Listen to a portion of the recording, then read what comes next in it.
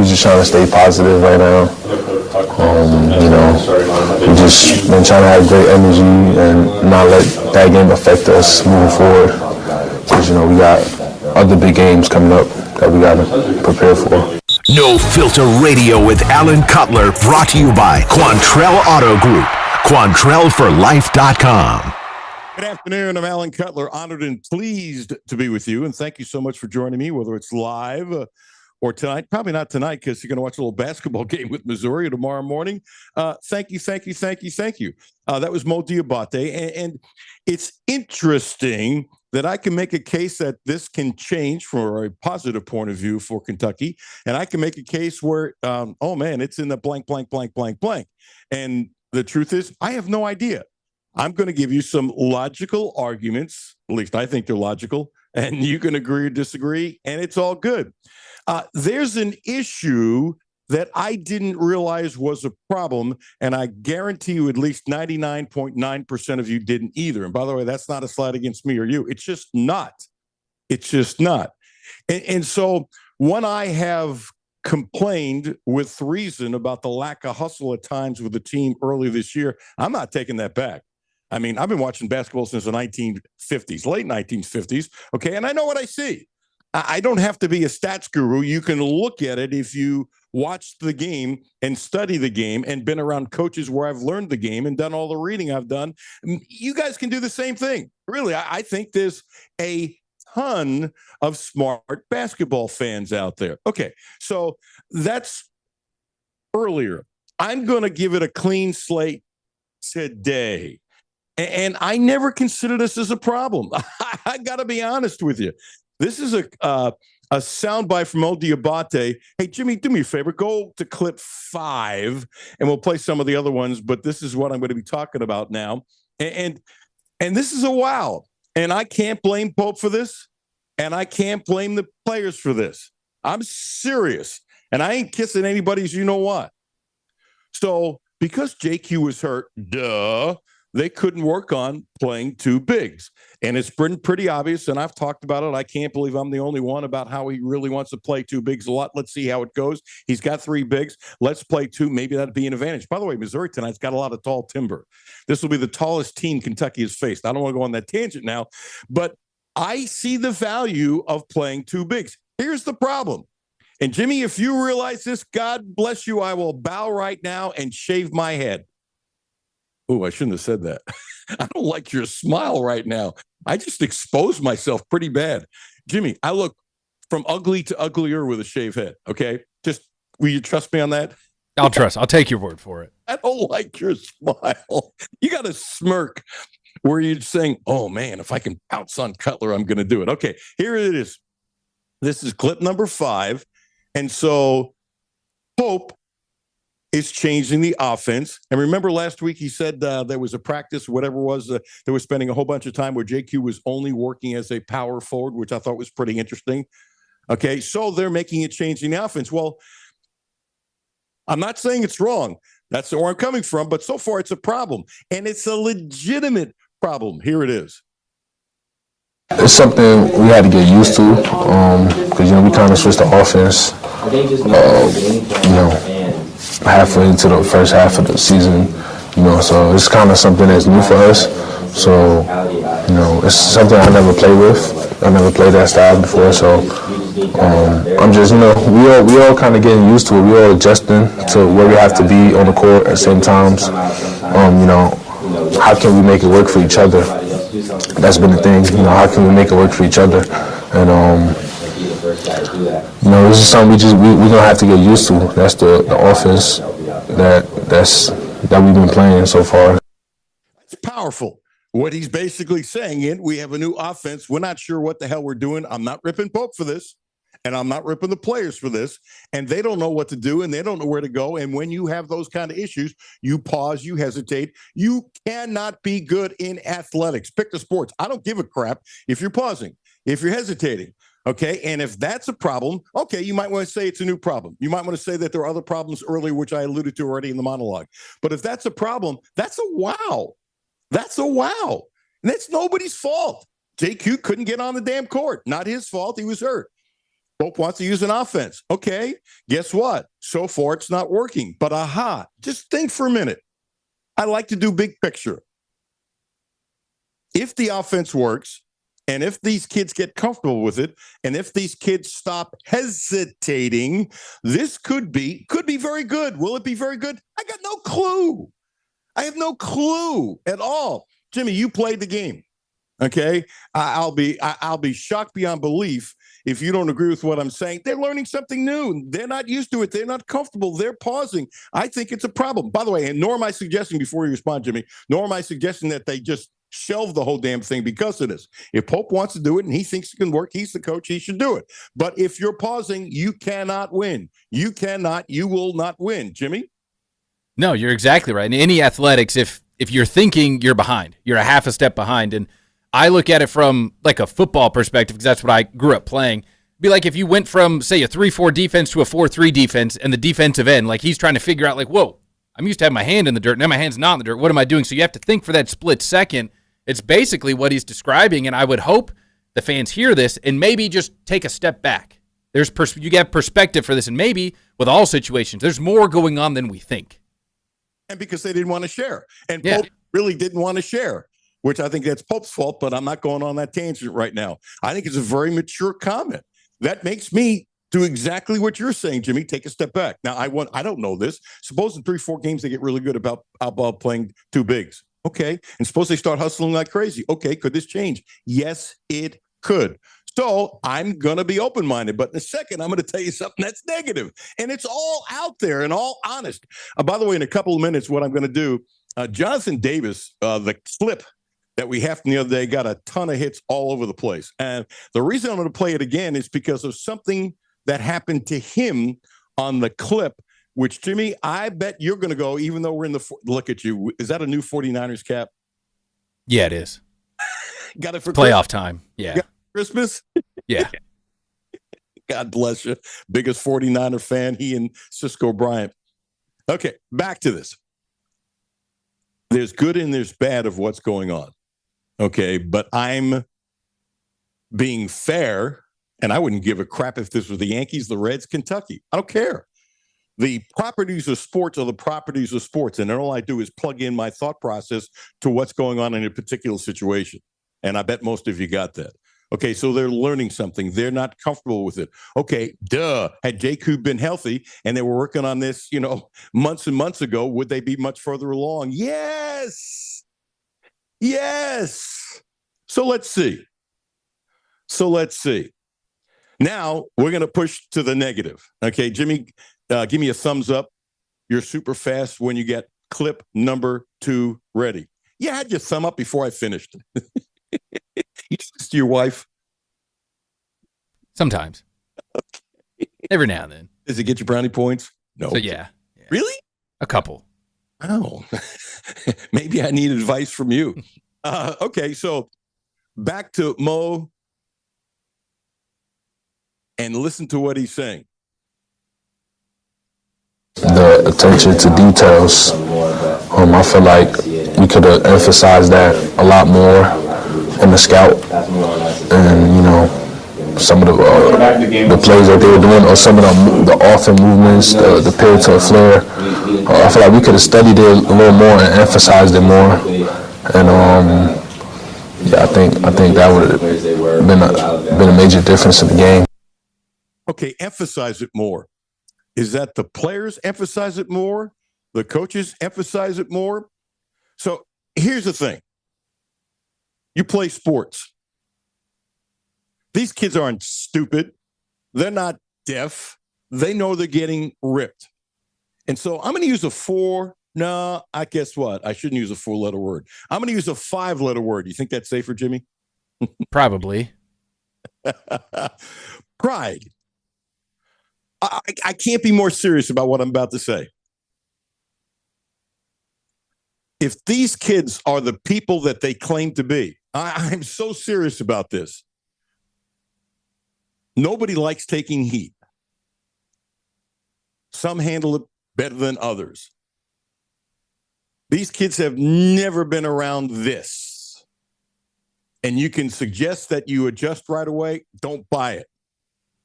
This is not Florida. This is not Alabama. You have to adjust.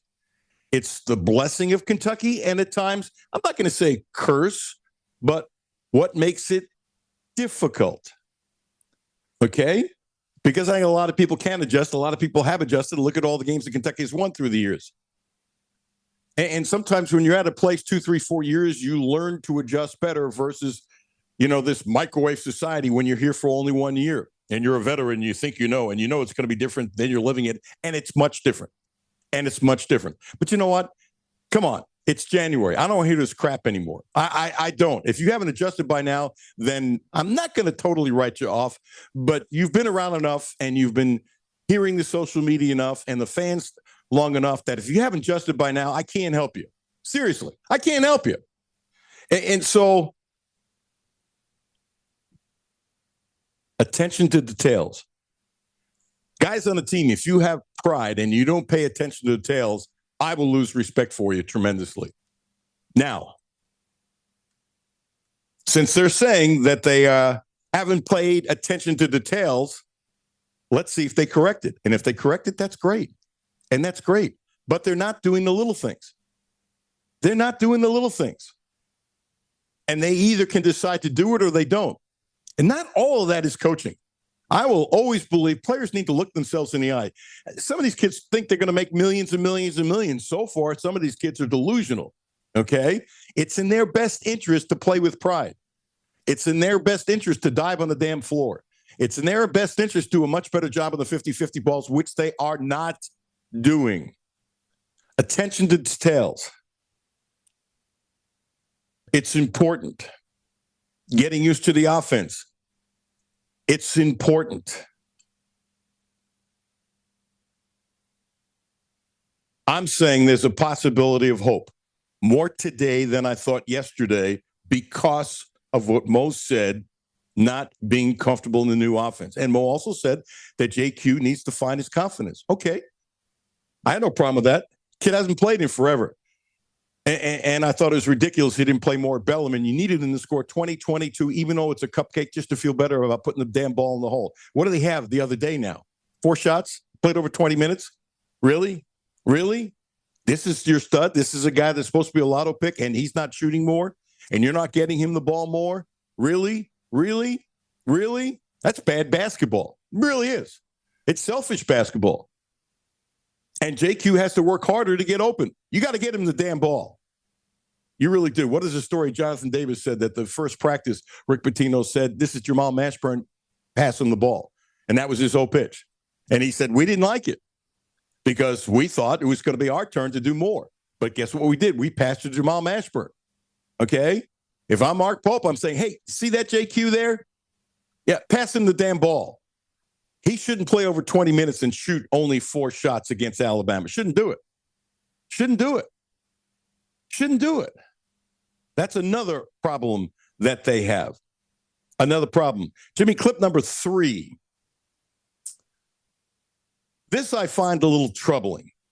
One, it was troubling. I think everybody who's listening to the show has already heard the sound bites or have read about it or whatever, about Oates dissecting the Kentucky offense, cupcakes versus real teams, and how they just don't pass the damn rock. That's been talked about nationally now, too. Here's clip number 3 and Mo Diabate. The most frustrating part was seeing that we could have did better at the scouting report because it felt like they was doing the same thing over and over, and just thinking like we could have did a lot better, on the defensive side with the attention to detail and the personnel. We should have took it more seriously. Now, is he talking about the coaches? I don't think so. I think he's talking about the players. I think these kids need to look themselves in the eye. I think these kids need to take a look and say, okay, if this is going to change, we need to change. We need to change. And I hope they can. I really hope they can. We might play some load during the monologue. And by the way, we will talk about man, Kentucky's pulling in players on football. It's pretty interesting on paper what they were doing. This is just a crazy thought. I got to do some more work, but Jimmy, stay with me for a second. So a whole lot of football players in the portal for some big players, and the list is really good. And most of these players, do I know them specifically? Do not. I'm not going to lie to you. But when you read about them, you're going, okay, you get a 3-year kid who's a starter, Castell from Florida, right? And kid's a hell of a player. And KSR has the quote, give him credit. Matter of fact, it's Nick's story. Nick Roush is joining us at 1:15. Give them credit, where he said the main reason he came to Kentucky is Jay Bateman. That's pretty damn powerful. Bateman was at Florida at the time. He's been all over. Okay? That's really powerful. And you take a look at the kids that they've got, it's very impressive. Now, if they're done, it's no good. But they're not done. They're not done. Okay? But think about it for a second. If JMI was a hindrance to Kentucky getting players right now, without specifically talking to agents, and I'm going to ask this question to Nick Roush, without talking to agents, without talking players, Jimmy, how the hell can JMI be that much of a detriment, as another show talks about, if all these kids are coming in so quickly? It doesn't make any sense to me. And I got to get, this is off the cuff. It's not in my notes, whatever. Well, it's amazing how much a monologue is not my quotes in my notes, but that's neither here nor there. Yeah, but Jimmy, this is deadline time. You got to make quick decisions. You got to put deals together quickly. Okay? And they're getting too many kids coming in on a dime. Somebody's going to have to show me how JMI is a problem. Right now, I don't believe it. And I'm just doing proof in the pudding. Jimmy, if JMI was such a problem, how the hell would they have gotten all these kids so quickly? Do you agree? Yeah, it's a great question. As a matter of fact, without knowing, it's impossible for me not to compliment them. Is that fair? Yeah, until there's more information provided to us as to maybe they missed on a bunch of other guys because of JMI, but it doesn't appear to be that way. Yeah, and by the way, and Jimmy's dead on, but let's also explain that they're going to miss on kids because they missed on kids. It's one place or another, that kind of thing. So, and there's nothing that has been quoted anywhere which said, I'm not coming to Kentucky because I had problems with the deal and that kind of stuff in this portal thing.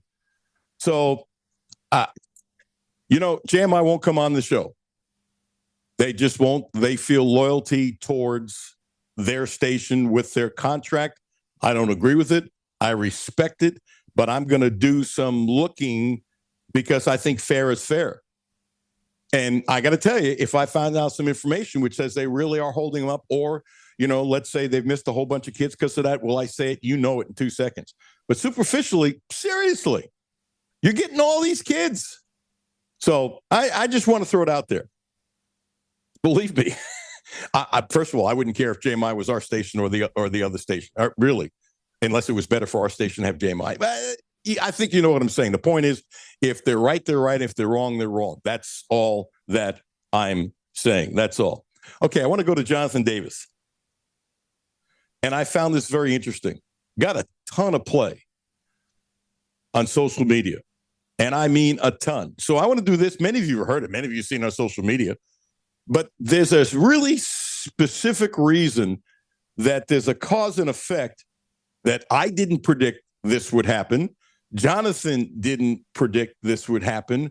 But when you listen to the soundbite, what he said about Pope and coaching and stuff like that, Jonathan loves UK. He loves UK. But he's a really smart man. He really knows basketball. He really cares. And he's frustrated. He was what I call a super educated fan who was a big-time basketball player, even though he was a sub here, okay? And he should have played more, but let's not go into that tangent. You get on this level, you're a super basketball player. You think? There are guys on the bench, think about it, what they did in high school. You're a super basketball player. It was the old line where Johnny Bench told me about Doug Flynn. Hey, if you make AAA, you're a hell of a baseball player. He jumped on me a little bit because I used to tease occasionally Doug how he hit. Doug was one of the great fielders of his time. His dad was a better hitter. Matter of fact, his dad told me more than once that he wished he could have fielded like his son, Doug, and he wished Doug could have hit like him. How about that for an honest scouting report? I don't want to go on a tangent. Okay, so this was Jonathan Davis the other day. It got a ton of play. I've had some direct messages, and it's interesting. I had a few direct messages that were negative. Okay. For me, it was overwhelmingly positive with the criticism because a lot of people are feeling that. Be that as it may, listen to this. And then when I tell you what happened to Jonathan, Jimmy, I don't think I surprise you much anymore. Is that about right? Yeah. It takes a lot for me to surprise me now. I think even though I've blown this thing up, I think I'm going to surprise you with this. I think I got better than the 50-50 shot, okay? Play Jonathan Davis the other day when he was talking about Pope and the basketball team. All of our problems start from the top down. Everything happening on the court is very fixable. We have talent. We have kids that have ability. We have kids that will do the right things, I believe. But the problem is they're not being led effectively right now. And that's disappointing to me and shocking to me because I really thought that, Mark had the ability to go in there and grab his team by the horns, and get kids to do the right thing, and we're not doing that. For example, let's talk about passing. I alluded to this on our previous show, but I'm going to just say it out loud this time. We have certain kids in our team that won't pass the ball to certain other kids. It's not because they're bad passers. It's because they are unwilling passers, which is a huge red flag on a team. But more importantly, that fault lies squarely at the feet of the coaching staff. Because here's what people don't understand. Back when I played a million years ago, we had a kid by the name of Jamal Masper. You might have heard of him. But the very first practice, you can ask anybody who played with us, anybody who played on that team, the very first practice, Patino looked at us and he said, "You know what, guys? This is Jamal Masburn, and your job is to pass the ball to him." That was the end. That was it. That was the entire speech. That was our pep talk. And then do you think we all wanted to pass the ball to him every single time? No. We were juniors and seniors and upperclassmen, and we thought that it's going to be our time. He's got to come here and compete. No, he was the guy. He was the guy. Okay. I think it's a very poignant argument. I see where he's coming from. Doug Barnes, I had it in my notes, but he had the exact number. There were 3 times when Owe was wide open for 3. They didn't pass him the ball, weren't even looking at him. Doug coached Kentucky, assistant coach, who was a big-time small college head coach. He knows what he's talking about. I know what I'm talking about. Do I think these guys are willing passers? All of them? Absolutely, unequivocally not. I don't give a crap what they say because guess what? You can see it.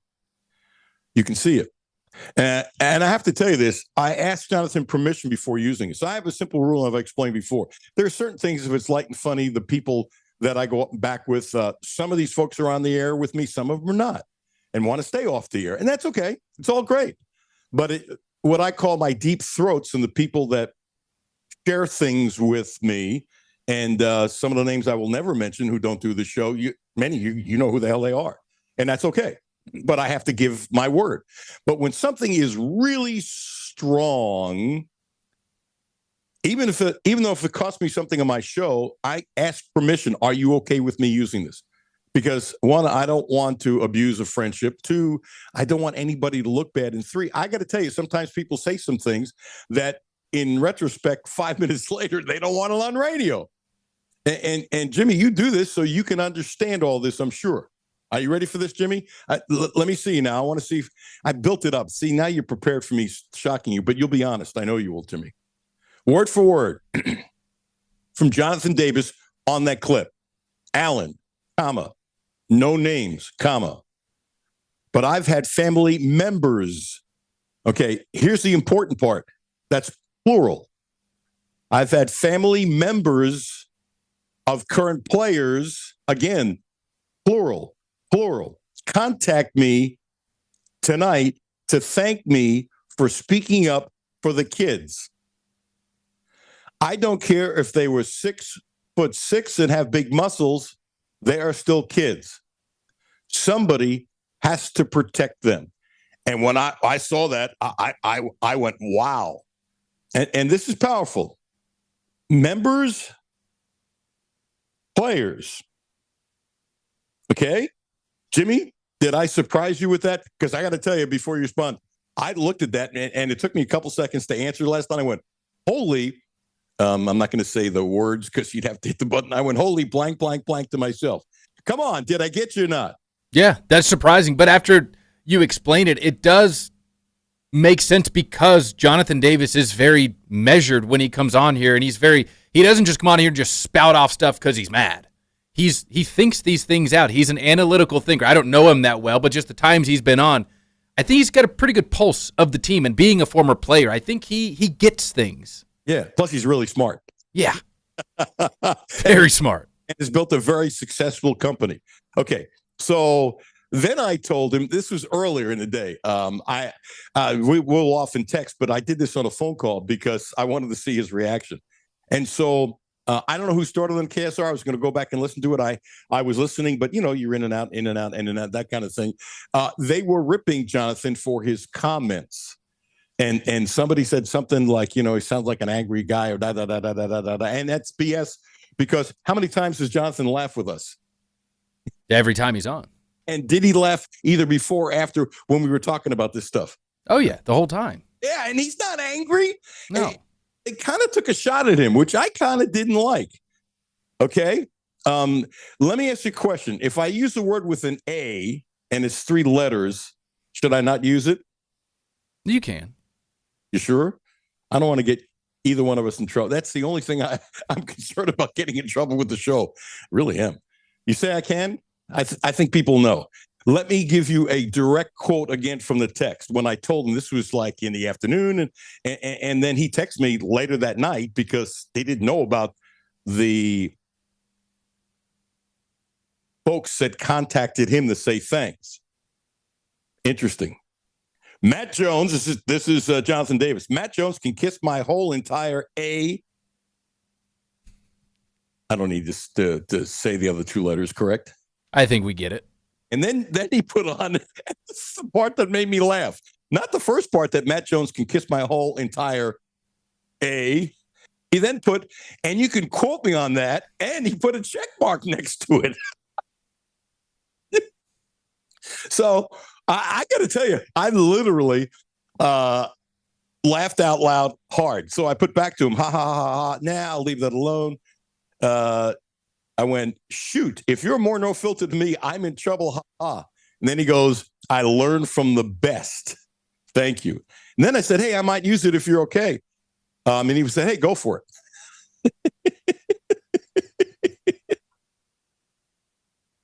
I should have waited for Kenny to do this. I wonder if Kenny was listening because he would have a really good take on it. I don't want to replay that when Kenny comes on, but I think it's would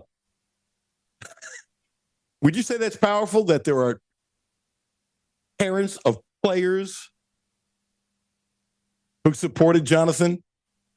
Is it possible that's the most powerful soundbite we've had all year during the basketball season? And by the way, and I'm being serious, I'm not hyping it up. Absolutely unequivocally serious. Is that the most powerful thing you've heard this year? Yeah, with the context of that and the follow-up that Jonathan had with the families, yeah. I mean, I think that's big. Plus, you have to understand our relationship. I never asked him for names when he didn't want to give it to me because that was his way of saying, I don't want to tell you. And I respect that. And by the way, had he given me names and told me not to use it, wouldn't use it. My word is a lot more important than no filter does have a limit. It absolutely unequivocally does have a limit. And I tell you, there are no limits to getting help. If you're making that big purchase from the Quantrell Auto Group, they are a people organization. They've got Cadillacs, Volvos, Subarus. You know all about that. Experience the all-electric and plug-in hybrid power vehicles. We have the VC60, the Volvo.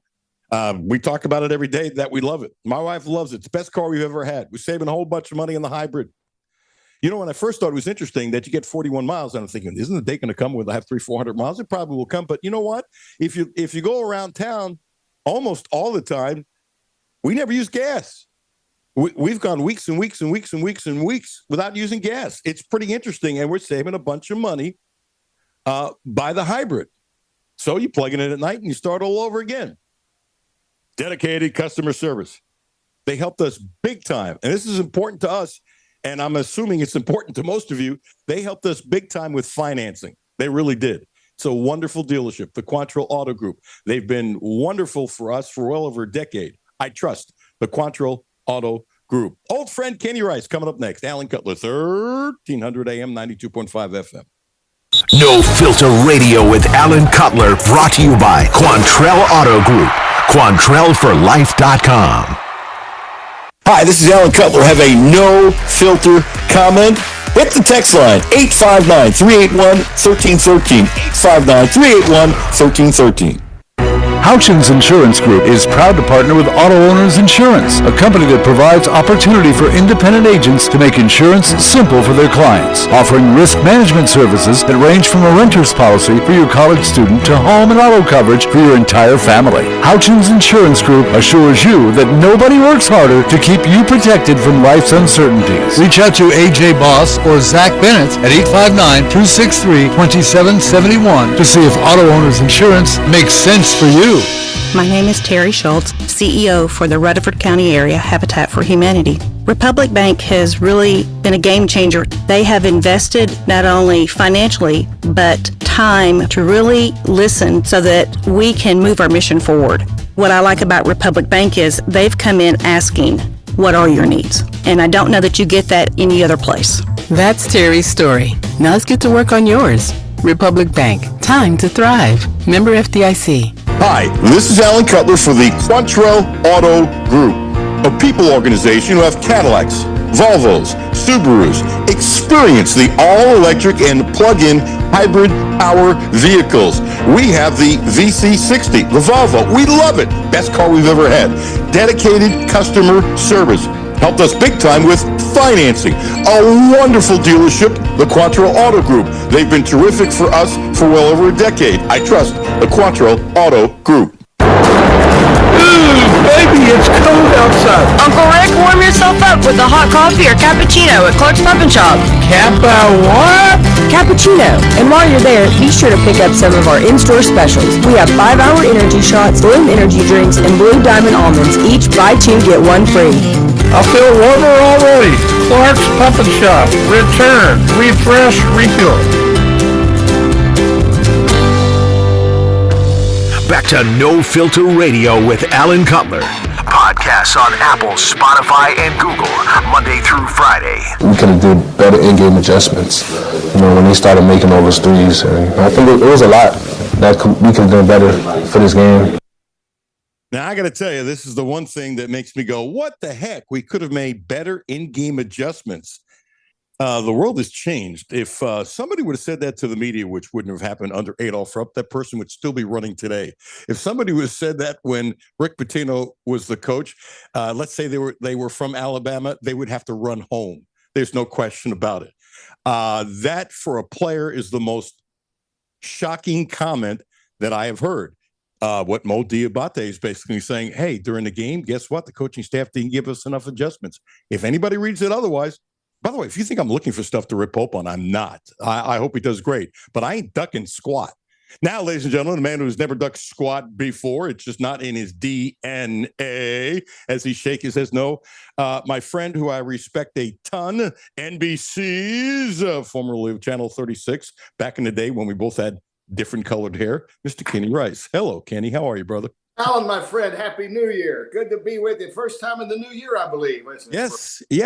You're a busy guy. You're traveling all over, doing really good stuff, and I'm happy for you. Yeah, it's good. I've got a little bit of taking it easy for about a few weeks now, so that's good. Okay.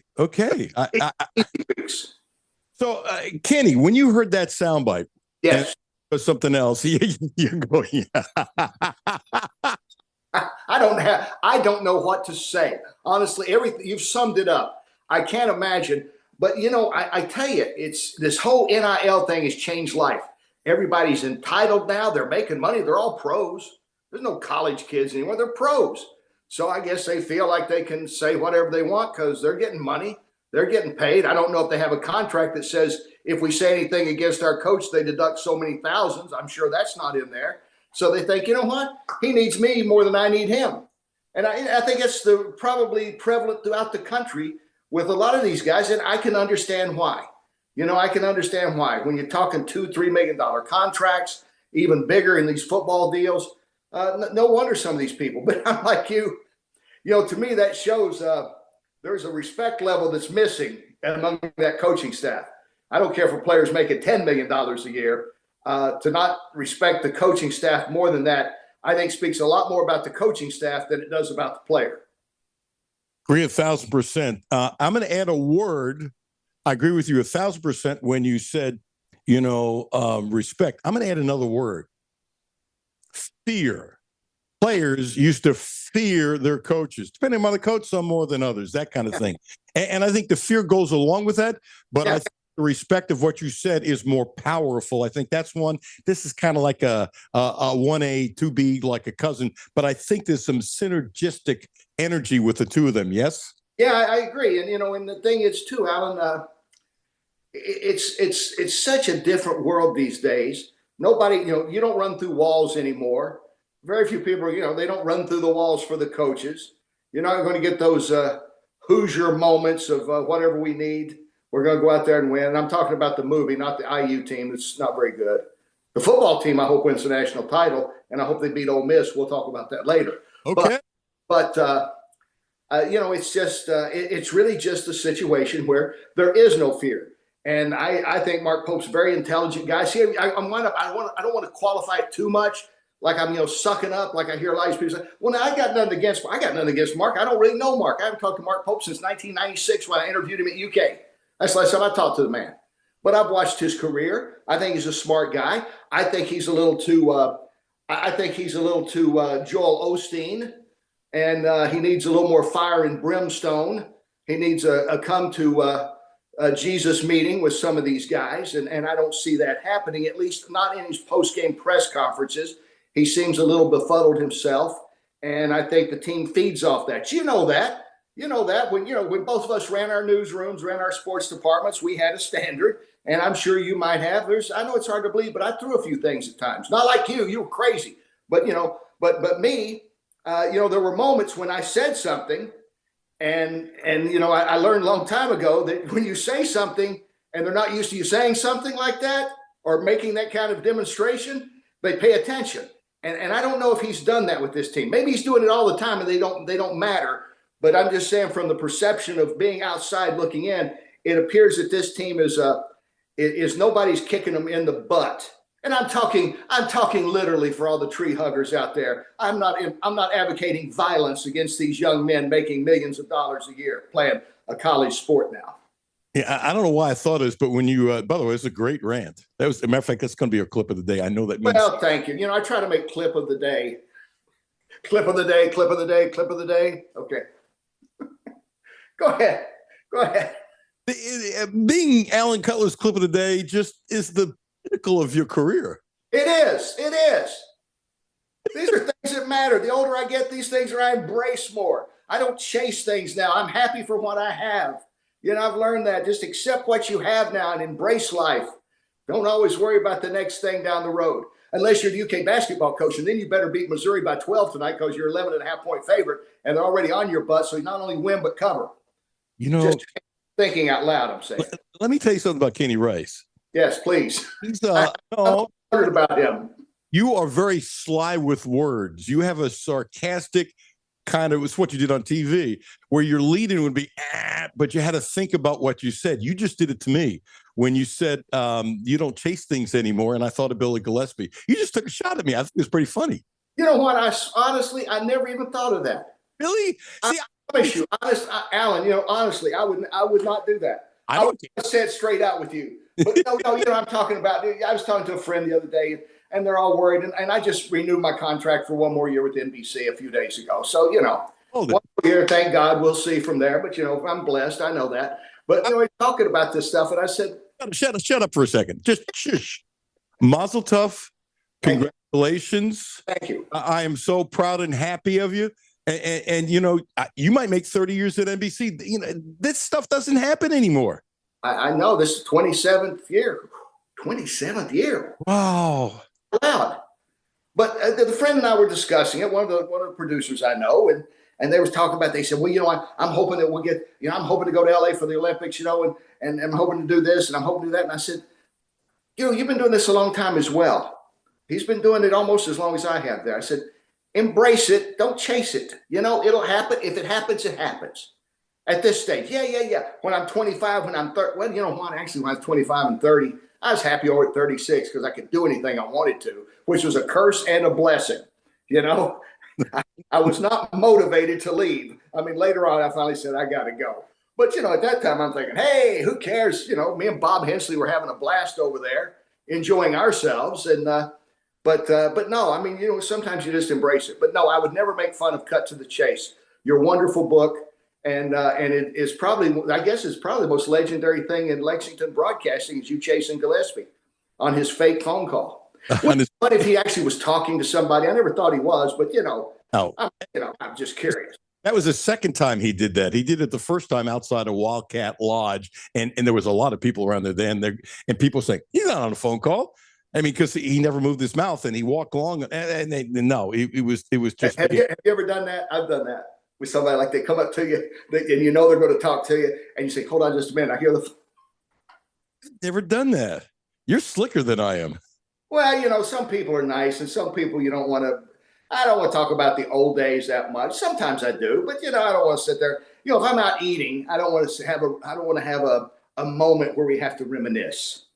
I got you. Yeah, I'm with you on that. I don't want to say, you know what, pal, it was good to see you, but I don't want to talk to you. You know, I don't want to be rude, so I just kind of fake it. Has anybody grabbed your hand while you have food in your fork? No. Did they do that to you? One time.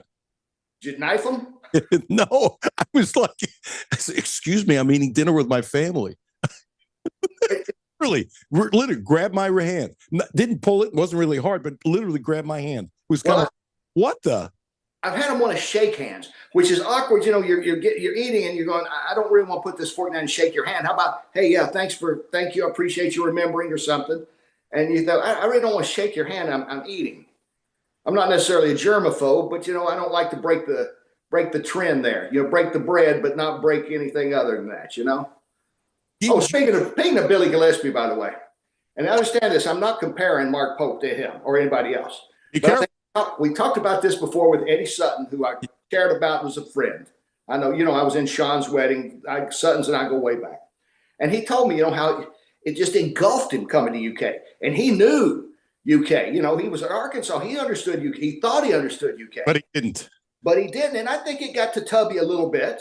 Look, it got to Joe B, and he knew UK. I mean, look, when he retired early. He had a great team coming back.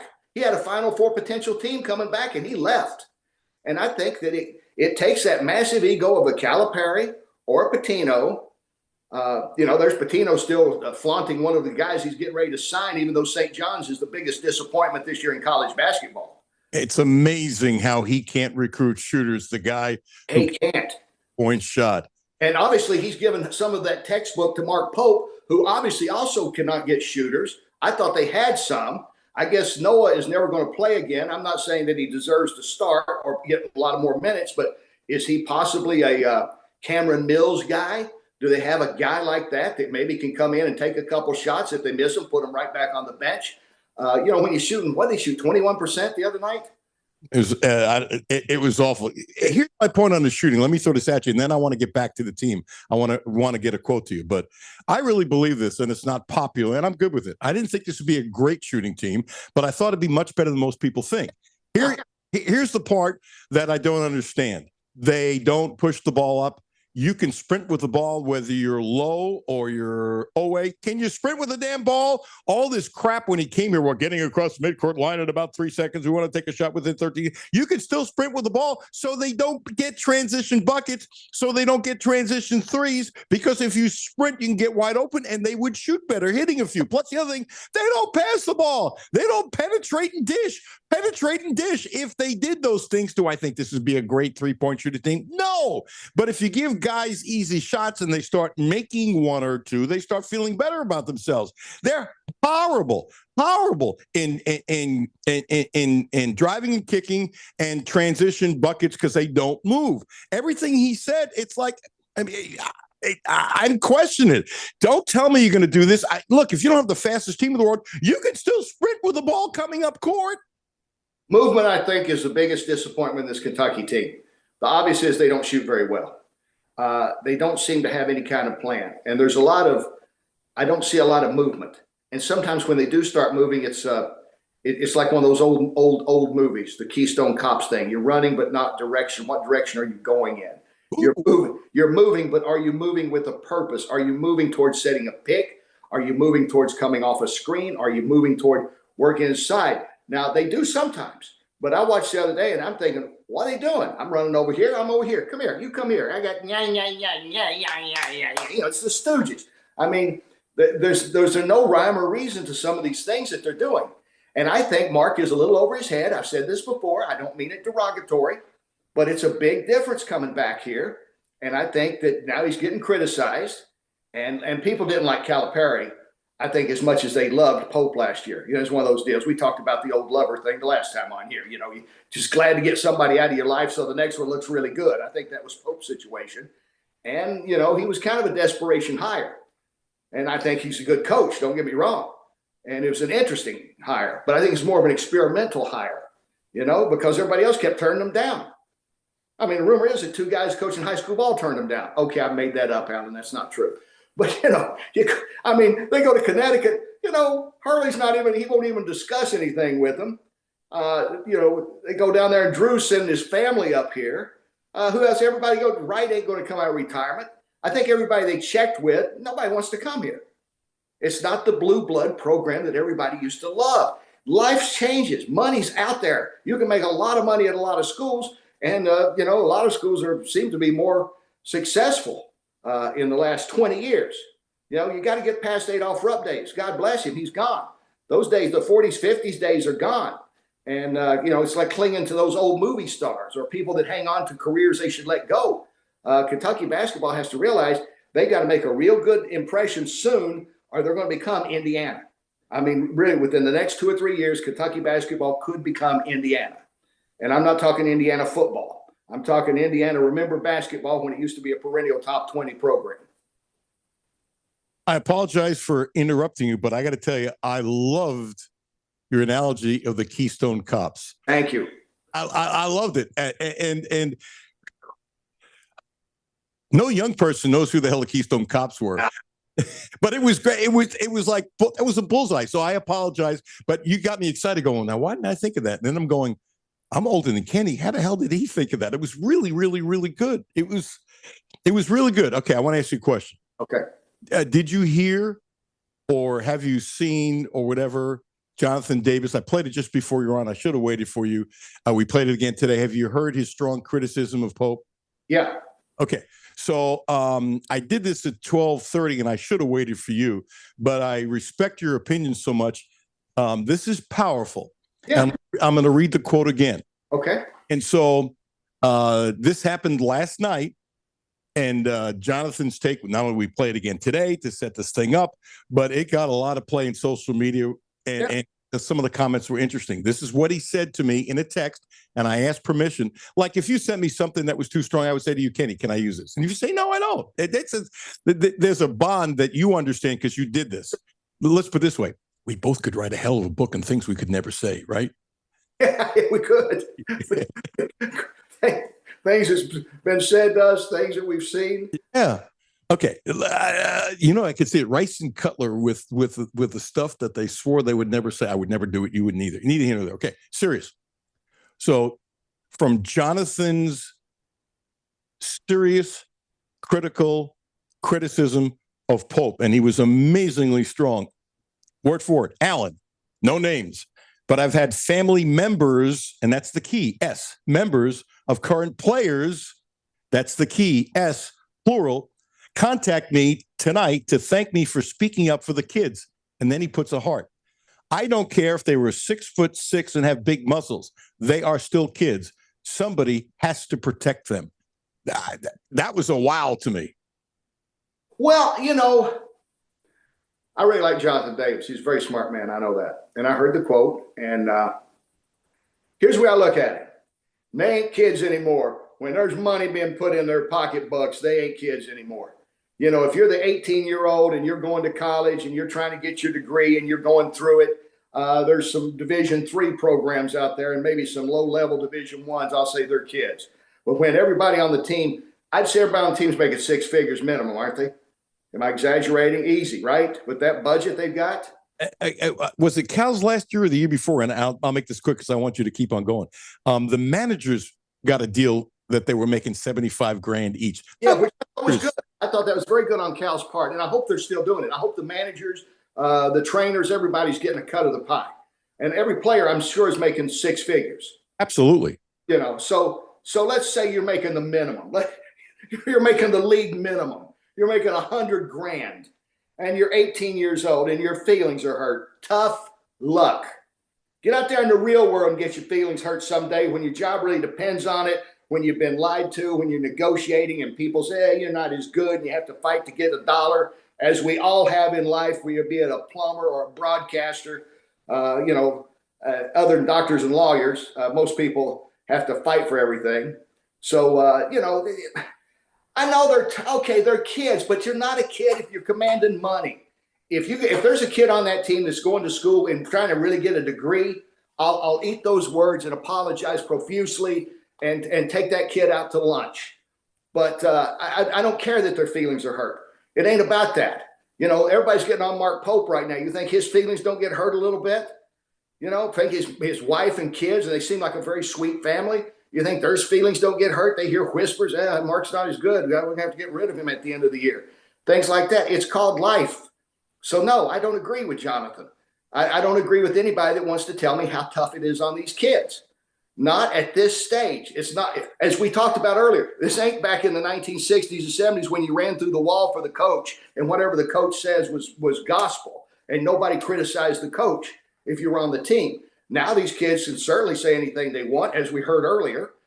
They can criticize their own coach. So it's a lot different world out there. So no, I don't feel sorry for any of them. They're making money. You know how hard it is, kids that go through college to jump out of college, 22, 23 years old and get $100,000, $200,000 a year job, much less $500,000 or $1 million a year job. It's close to impossible.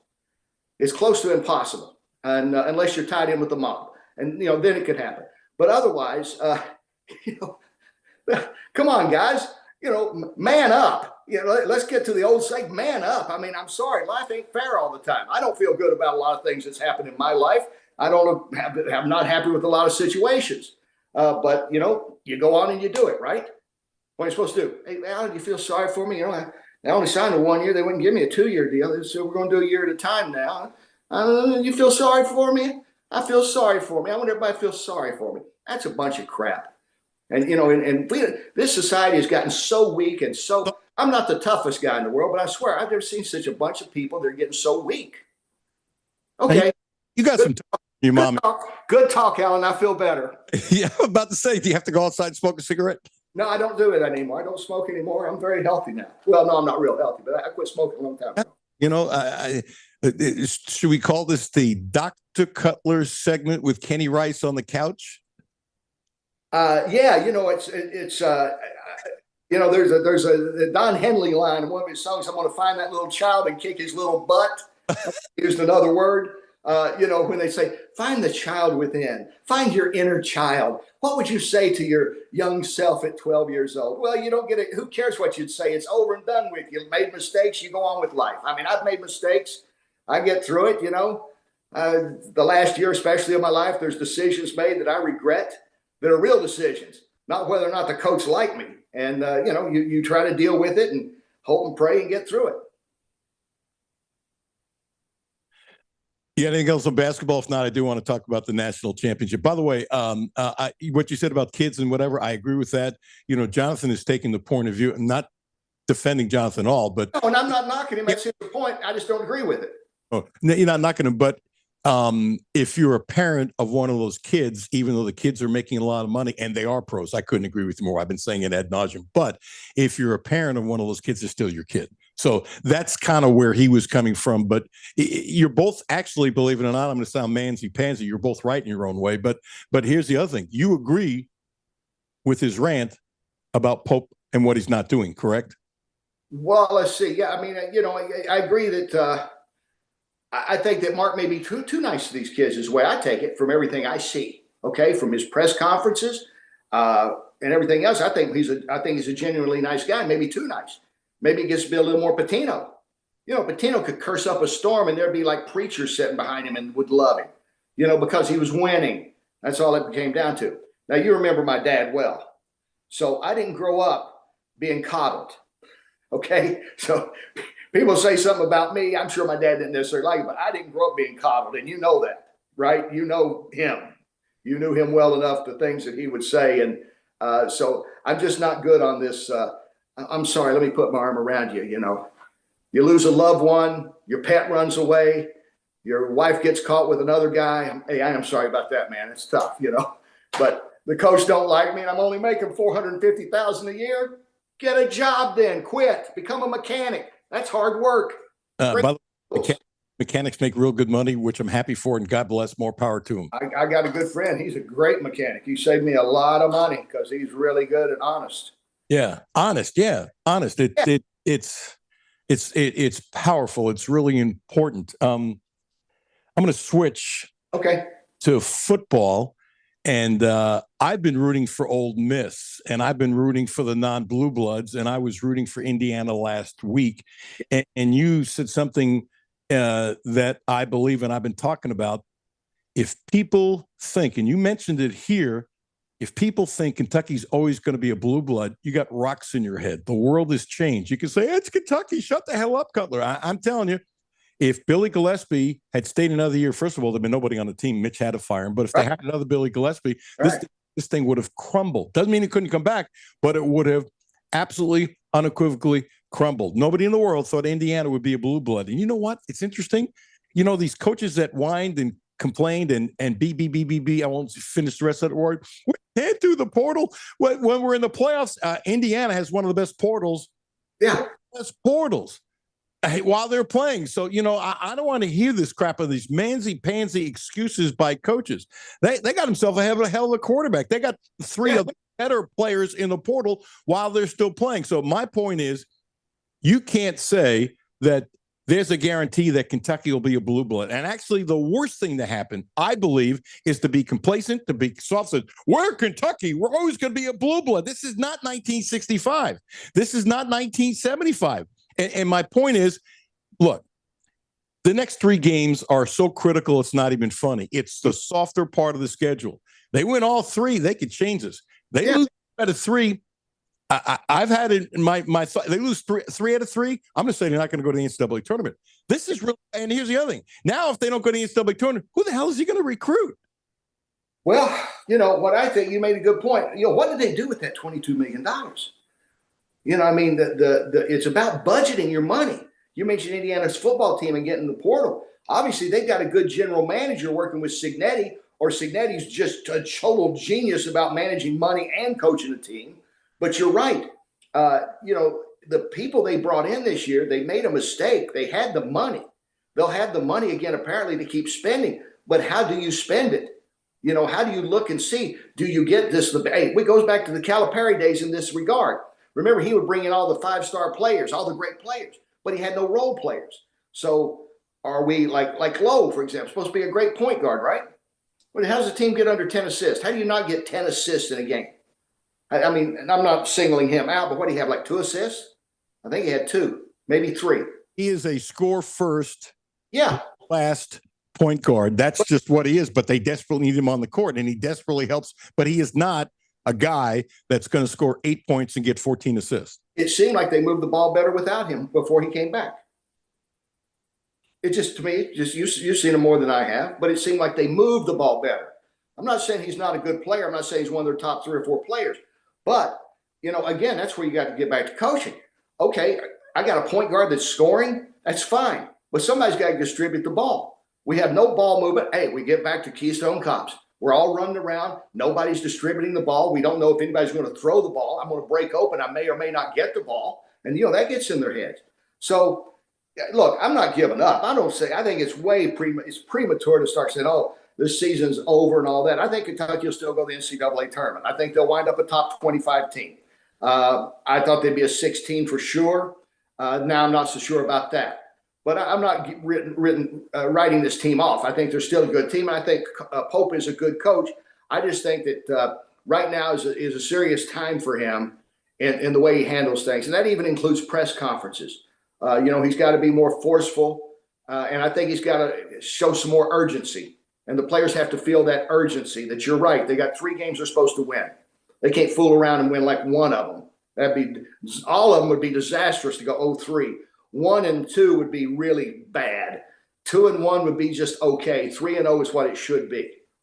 And they've got to, have that mindset that this is an urgent situation for us. Or else I'm going to say nasty things and you'll call your mommy and complain. If you can't beat Missouri, Mississippi State, and at LSU, that's bad, because then you're at Tennessee. Then you got Texas, who has problems. Miller has been complaining about his kids don't listen. I watched a bunch of the game last night, and they are not together, by the way, and it's here. Ole Miss has been a mess. A mess.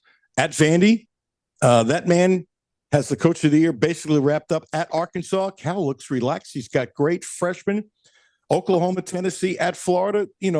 I'm not going to say it's a tough schedule because that's BS. This is Kentucky and the SEC. You can't handle it. Shut up. The people in other shows that are saying, well, the games on the road are much tougher. Shut the hell up. This is right. You're the Blue Bloods. You're the Blue Bloods. Go out there and win them. I heard a show. I'm not going to say the guy's name, but he was saying the games on the road. Say their name, Alan. Throw it down. Throw down. Larry Glover. Okay. But a couple times, the way it pans out, their games are tougher on the road than it's Kentucky. Quit being about the schedule. Hey, I made a comment the other day.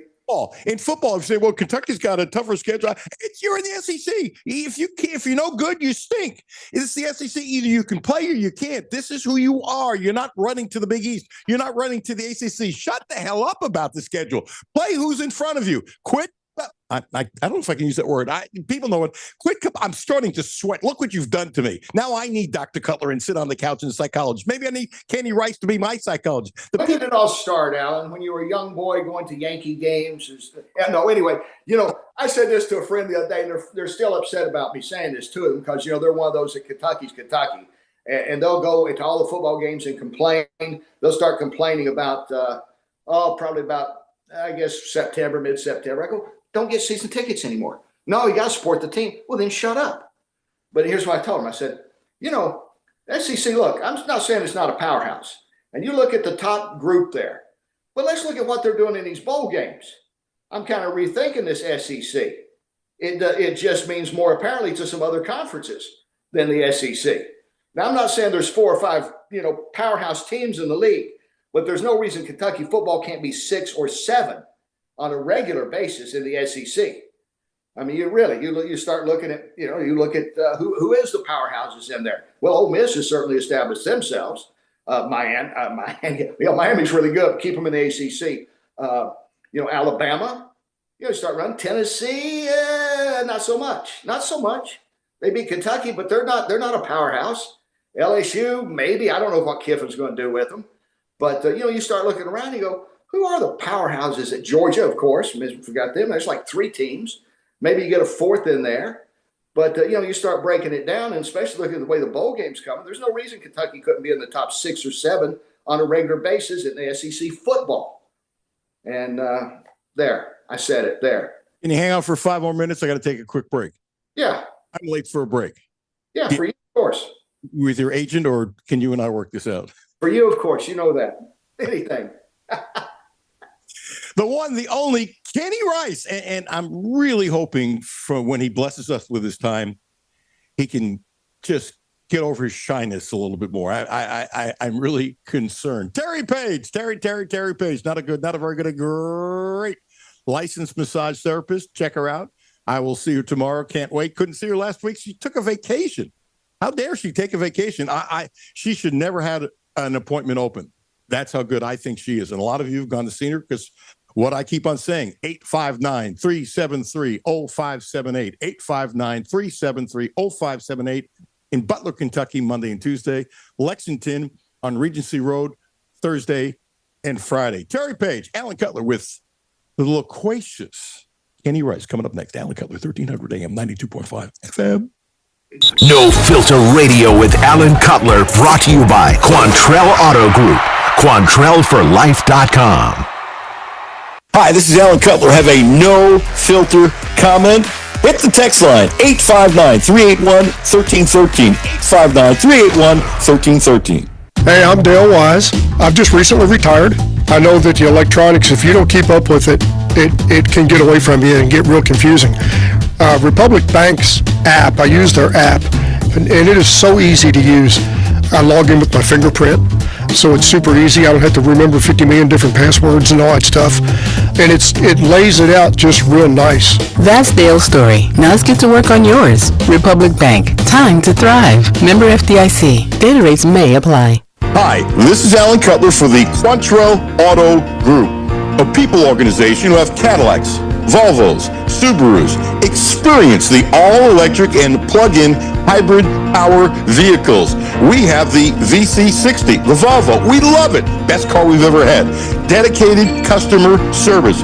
Helped us big time with financing. A wonderful dealership, the Quantrell Auto Group. They've been terrific for us for well over a decade. I trust the Quantrell Auto Group.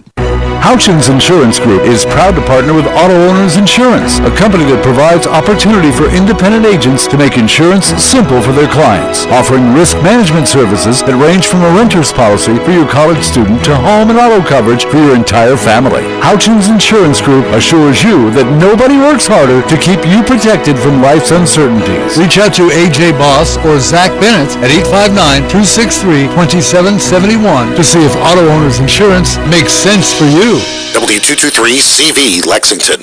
ESPN Sports Radio 1300 and 92.5. WLXG Lexington, an LM Communications broadcasting station. The only no-filter sports show in Kentucky. It's the Alan Cutler Show with award-winning TV sportscaster Alan Cutler. Welcome back with the one, the only. You ever been called loquacious before, Kenny Rice? NBC's Kenny Rice? No, most of my friends don't know the definition of the word. They don't know the meaning of the word quit, and they don't know the meaning of a lot of words.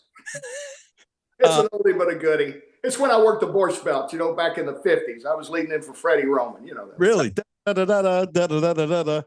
From Pete Thamel. Pete Golding, the Ole Miss coach, confirms that Joe Cox and George McDonald are two offensive coaches who will not be with Ole Miss for the Fiesta Bowl. Quote, do they want to be there? Damn right they do. And the quote, but notes that LSU has 35 players in the portal. Little pressure on there, Kiffin. And they have jobs that they're being paid to do. I don't like that Stein isn't here.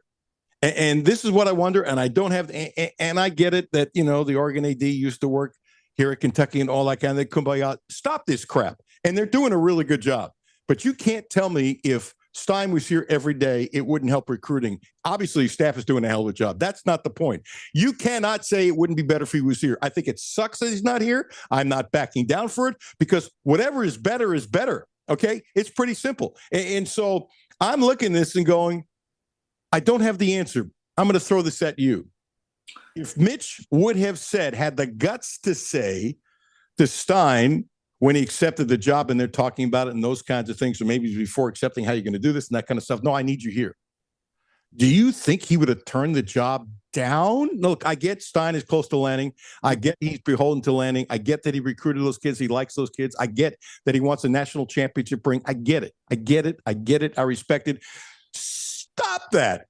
You're the head coach at the University of Kentucky. This splitting jobs is BS. It's BS. I don't know this, but you can't tell me there wouldn't be 4 or 5 kids they might already have, and they've got a whole bunch, or some other kids that they end up getting the second-tier guy, the third-tier guy. They're never going to tell us because they couldn't pay more attention to him. You can't tell me that. I don't like it. I think it stinks. I don't care what Mitch says. I don't care what Stein says. Stein's going to say it's just fine. I don't care. I don't give a crap. You can't divide time like that. You can't be a person who says, hey, guess what? Well, I'm in the offices at Oregon. I'm 100% Oregon, and I do Kentucky stuff at night. First of all, I don't believe that anyway, and I've already said that. I don't believe it.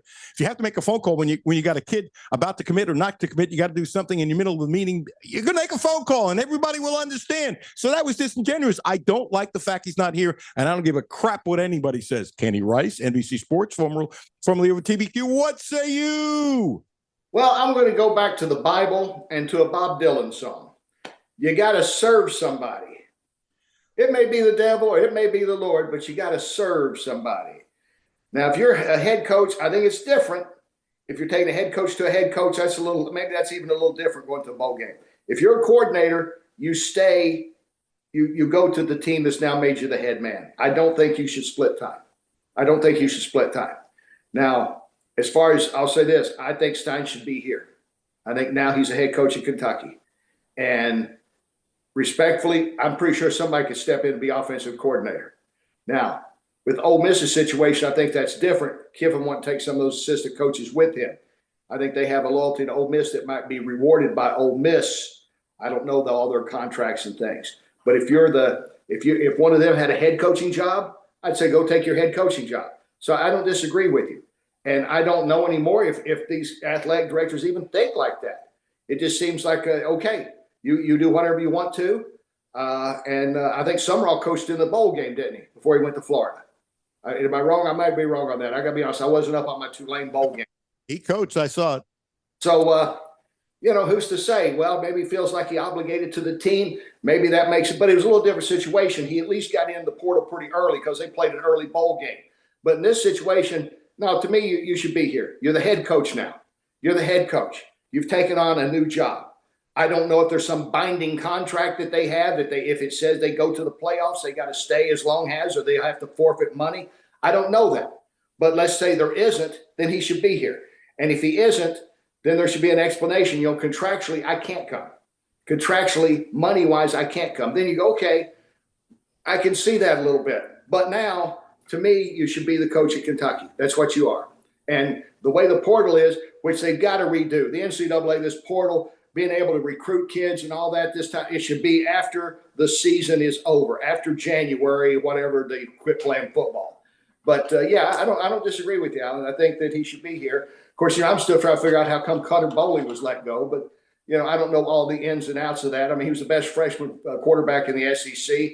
I'm not sure that the backup quarterback for Notre Dame's a lot better than him. But you know what? They don't pay me to make these decisions. I hope they made the right decision, and I hope Cutter goes on and has a great career.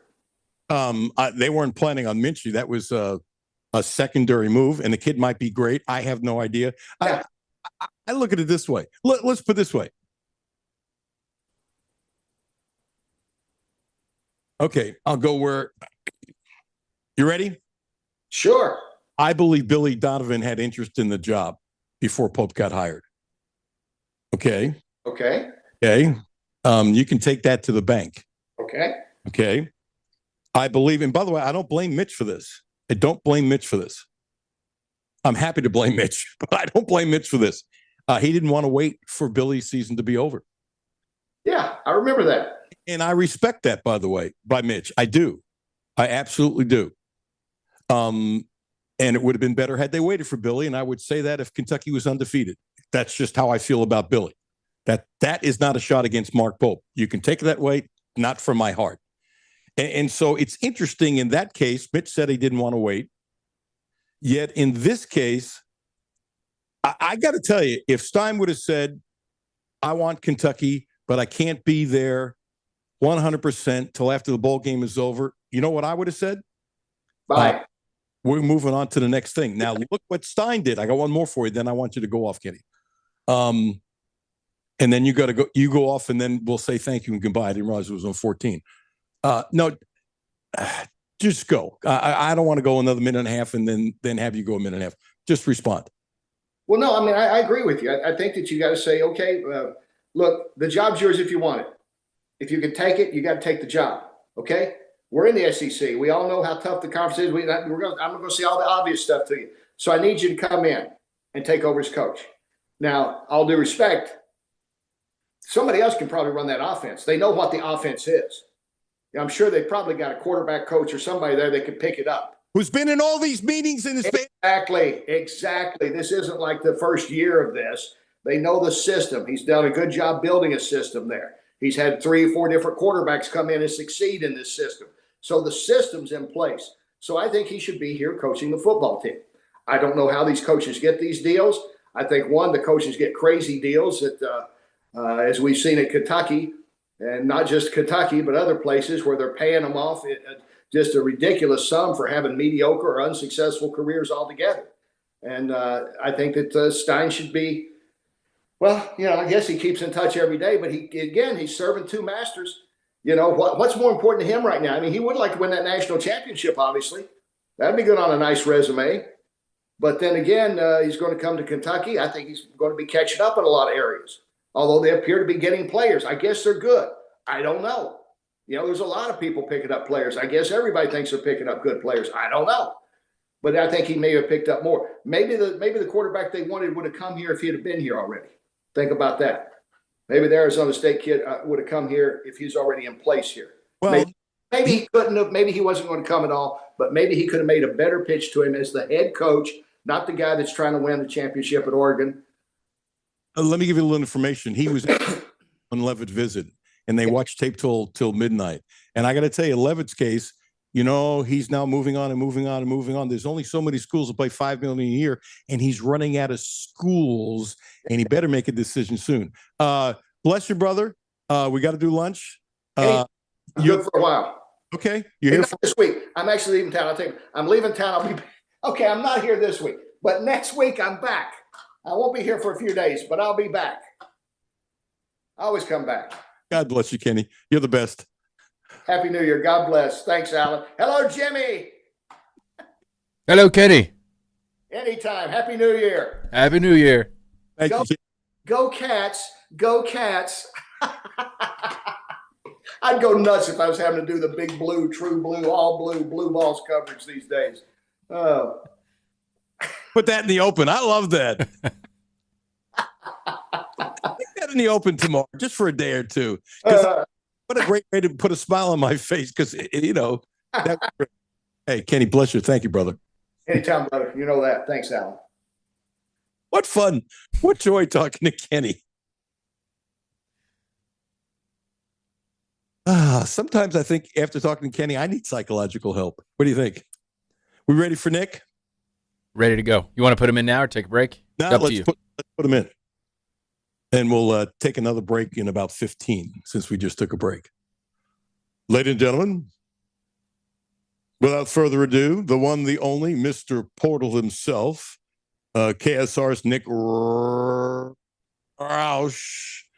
kind enough to join. If you were a basketball player, and I don't even know what you played during the day, you're tall enough, you probably were, but the PA man could have had so much joy with your name. And now, ladies and gentlemen, now playing center, number 32, on his back, number one in your hearts, Nick Roush. You have the perfect name to kind of play with like that. I actually had a chemistry teacher who wanted me to pull a Thosman and go by Roosh, so that everybody would go Roosh whenever it would score. Thank God you didn't become a chemistry teacher. Yeah, that would not have worked out well. There would have been a lot of things blowing up, which kind of feels like covering the transfer portal, right? There's stuff blowing up left and right. Nice segue. See, that's a guy who's done a lot of radio, so he gets that. So I'm going to start with something in left field, and I don't have information. I'm just going from superficial, okay? If JMI was such a hindrance, and I believe they changed, and I think there was a problem, and I've talked about this, about how contracts got changed and stuff like that. I'm not going to go into the whole thing. I've done it a couple times, and I don't want to take seriously my precious time with you. But and I meant that. If JMI was such a hindrance, how the hell could they have all these kids committing? And I think if they aren't hurting and are actually helping, well, if you're going to rip them, I think you need to compliment them. I think fair, it's just pretty simple deal. Fair is fair, it's fair. You're doing this. As a matter of fact, you had a hell of a story today we're going to talk about in a second on KSR. But you're doing this. Have you heard a single syllable, a single word with the football portal that you're doing around the clock that JMI has hurt? Have you heard a single word that JMI has helped? What have you heard, KSR's Nick Roush? Well, Alan, it's one of those things where I kind of want all of the dust to settle before we really find out. But to your point, this transfer portal, a lot was going to be made about, does Kentucky have the money, right? Because there was a lot of anxiety about that. If you are at Kentucky in the SEC, you know that Kentucky basketball is going to get more part of the red share agreement. So do you have enough money to compete? And I think so far the answer is yes. Kentucky has enough money to compete, to get high-quality football players. Now, there's still some big fish out there, but the players they're pursuing indicate, yes, we're willing to be able to compete We have the money to compete against the big guys, right? Like we're not going to get everybody. Tyree Adams was offensive tackle that they wanted, but he's going to Texas A&M. They have a lot of money, but they're competing against these big time schools. They were willing to get in the Sam Levitt sweepstakes, which would cost you a pretty penny. I'm sure they paid a good amount of money to be able to get Kenny Minchie on campus. So the answer is, I don't think that it is a big issue. We cannot say one way or not, but you're right. Like it feels like whatever Kentucky's doing with JMI, with the NIL, with the rev share, they have enough money to compete with the best of the best, to take big swings in the transfer portal, to land big players. And that's why whenever that became a huge story a month ago about NIL and JMI and stuff, it did feel like it was for a very specific kind of basketball player, right? Not necessarily the football part. And also the part that I think got overlooked in the story that Jack and Jacob pointed out was just Mark Pope's problems, right? Like JMI became the boogeyman and people kind of completely ignored like, oh yeah, Mark Pope also not the best at this either. And by the way, and that's true. But I'll go one more because your guys at KSR, Jacob and I'm going blank, Jack did a really good job. And if I wanted to be critical, I would, but I'm not. I think what happened was because I did a little work after you guys' story, which I credit you guys 1,000%. I think the agents forced a change in how the contracts were written, which that would make sense. Yeah. Okay. And I've reported on that. I've done it on the show. And what it was is, and this is not JMI being stupid, and I mean this sincerely, this is a business thing, and you it's a certain way, and I don't blame them for trying to get maybe exclusivity, but now saying our guys aren't coming if you don't do this, you need to change this. And I believe JMI adjusted, which is a compliment to them, which is normal business, by the way. If you don't, if you don't adjust the stuff, whatever. So that's actually a compliment to them. So at the time, and I think I know who, and it's not important, the source of where you guys got your story, it was absolutely unequivocally correct at the time, which is a compliment to them, and actually the fact that they got the information they got. So but JMI was forced to change, and I think that's great. Okay, let me ask you this: I can't fathom this. This makes no sense to me whatsoever. And if I'm wrong, I'm wrong. I don't understand. So let's say JMI is really helping, and let's say Kentucky has enough money. Okay, you got the $22 million, and then the certain amount goes to scholarship. You do out of it. There's no way on this earth that's enough money to pay the football team or the basketball team. Forgetting about everything, there's no way. And okay, JMI can put deals together. I get it. And these kids can also do deals on their own. Okay, they don't have to use JMI. They just can't use the facilities. I don't understand how you could do this without cheating. And by the way, I don't give a crap about the fact it's cheating. To me, when Mitch says we're not going to cheat, if I'm wrong, I will go on the air and say I'm wrong. It's disingenuous to say it. You can't pay a quarterback $5 million. Looks like there's 3 teams, and you know this better than I do. There's 3 teams. There might end up being 5 teams that are paying quarterback at least $5 million. You're not going to get car deals and stuff like that through commercials and whatever, doing work for somebody that they deem is proper work for the money involved. You cannot do that and put a team together for the amount of money that's left of the 22 million. You can't do it. And you can't do it with the extra, NIL deals. It's not humanly possible unless somebody can explain it to me. That's a ton of money to come up with endorsements. This is Lexington, Kentucky. It's not New York City, right? You can't pay a kid $200,000 for doing a car commercial. It doesn't fit. It's not going to happen. It'll get rejected. Crap has to be going underneath the table. And I'm okay with it, but this disingenuous stuff, it drives me nuts. Am I wrong? It's funny because Ross Dellinger tweeted out like some documents. Because he's been reporting on the Damon Williams Washington sort of I don't want to say scandal, but he signs it. No. That is, we haven't talked about it, but I've read about it. That is a scandal, but go ahead. Yeah, because like essentially in the contract that LSU, a document that he shared, part of it was through BBNILSU, a company with an LLC in Delaware. And it's like, oh, well, if it's an LLC in Delaware, like that's just a shell company for falling money in and out. Like there are no rules, Alan. Like there aren't. So you got to figure out the best way to maneuver and navigate through this mess while keeping your bosses happy and also kind of covering your tracks. But so far, Kentucky is seemingly on the right path. If you ask the big national analysts who's doing well so far, they'll mention Kentucky is really, really striking while the iron's hot with this coaching change. They got some, hell. It's oh man. I'm on the part where I'm taking the vitamins to go along with the coffee because we're burning all sorts of midnight oil because it's players left and right, and I mean. So they got the quarterback, and there's still some big marquee names out there. DeAndre Moore, the wide receiver from Texas, C.J. Baxter, the running back from Texas.